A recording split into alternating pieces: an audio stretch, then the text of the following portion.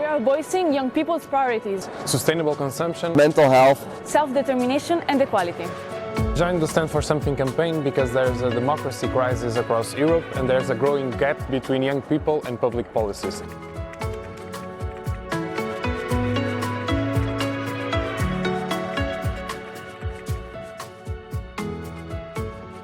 Young people have to influence the Conference on the Future of Europe because it is really about our future.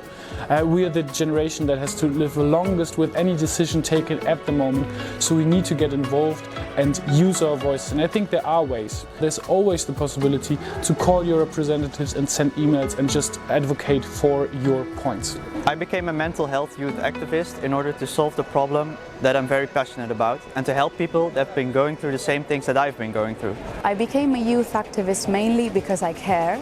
I think that one of the most important topics to cover for me is climate change, and also I'm very active in this field.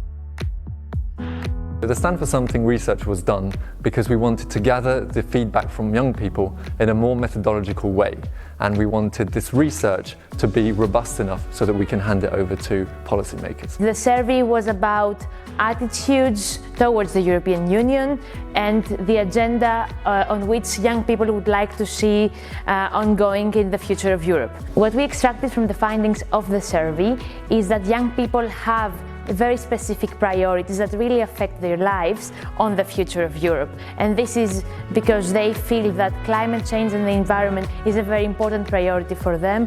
Also a stronger economy and social jobs, and also mental health, physical health and education. In my country, people are very critical of the EU and what the EU does, which is of course perfectly fine, but then people didn't go vote. In 2014, the turnout in the European elections was just 18%.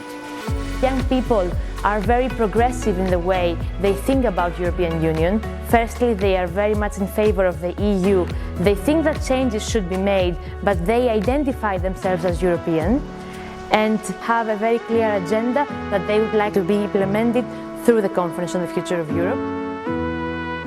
I think the pandemic has shown us how vulnerable our mental state is and how many people are affected by it. It's insane that we even need to pay for our own mental well-being. There aren't enough professionals aware on things related to mental health, like police, teachers. Fast fashion is also like a really big problem in the sustainability topic, like in general, because it's the second most polluting industry in the world, and I think we have to act now in order to stop it and not to make it, an irreversible practice, let's say. It is 2021 and some countries still don't have same-sex marriage, or people cannot adopt, and at this point it feels like we are kind of regressing, or it's just been too long.